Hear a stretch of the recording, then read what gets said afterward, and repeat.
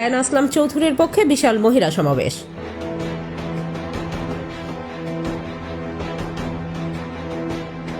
ত্রয়োদশ জাতীয় সংসদ নির্বাচনকে সামনে রেখে চট্টগ্রাম ৪ আসনে বিএনপির মনোনীত প্রার্থী লায়না আসলাম চৌধুরীর সমর্থনে ধানের শীষ প্রতীকের পক্ষে সীতাকুণ্ডের আকিলপুরে অনুষ্ঠিত হয়েছে এক প্রাণবন্ত ও জনসমাগমপূর্ণ মহিলা সমাবেশ। সর্বোচ্চ উনি 10 থেকে 15 মিনিট বক্তব্য রাখবেন, এর বেশি রাখবেন না। আমাদের নেত্রী আসার সাথে সাথে আমাদের নেত্রীকে আমরা বক্তব্য দেওয়ার সুযোগ করে দেব। সুতরাং আপনারা এতক্ষণ পর্যন্ত কষ্ট করে বসেছেন, আর অল্প কিছুক্ষণ বসেন। মঙ্গলবার বিকেলে আকিলপুর গ্রামে আয়োজিত এই সমাবেশে নারীদের ঢল নামে। সমাবেশে সভাপতিত্ব করেন শিরিন আক্তার এবং সঞ্চালনায় ছিলেন সদস্য সচিব আবুল কাশেম। প্রধান অতিথি হিসেবে উপস্থিত ছিলেন ধানের শীষের প্রার্থী আসলাম চৌধুরীর সহধর্মিণী জামিলা নাজনীন মাওলা, যাকে ঘিরে উপস্থিত নারীদের মাঝে ছিল ব্যাপক উদ্দীপনা।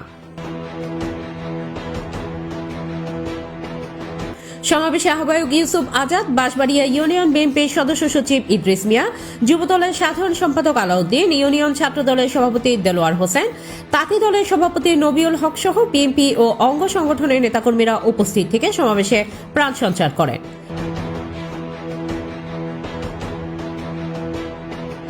প্রধান অতিথির বক্তব্যে জামিলা নাজনীন মাওলা বলেন, নারীর ক্ষমতায়ন ছাড়া কোনো সমাজ এগোতে পারে না। ধানের শীষ বিজয়ী হলে নারীদের শিক্ষা, স্বাস্থ্য, নিরাপত্তা ও কর্মসংস্থানে আমরা দৃশ্যমান পরিবর্তন আনব। পরন্ত বিকেলের মহিলাদের উত্থান বৈঠকের মাননীয় আমার একটা মাত্র মেয়ে, তাকে আমি আমার স্বামী যখন জেলে ছিলেন দীর্ঘ 10 বছর, আমি ওকে শত কষ্ট বুকে নিয়ে।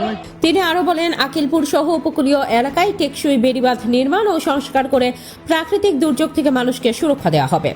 পাশাপাশি নারীদের জন্য সেলাই, হস্তশিল্প, ক্ষুদ্র ব্যবসা ও প্রশিক্ষণ ভিত্তিক আত্মকর্মসংস্থান প্রকল্প চালু করা হবে, যাতে তারা স্বাবলম্বী হতে পারে। লায়না আসলাম চৌধুরী নির্বাচিত হলে সীতাকুণ্ডের প্রতিটি নারী হবে উন্নয়নের অংশীদার। ধানের শীষই নারীর নিরাপত্তা ও সম্মানের প্রতীক। সমাবেশ শেষে উপস্থিত নারীরা ধানের শীষ প্রতীকের পক্ষে স্লোগানে মুখর হয়ে আগামী নির্বাচনে বিএনপির প্রার্থীকে বিজয়ী করার দৃঢ় অঙ্গীকার ব্যক্ত করেন।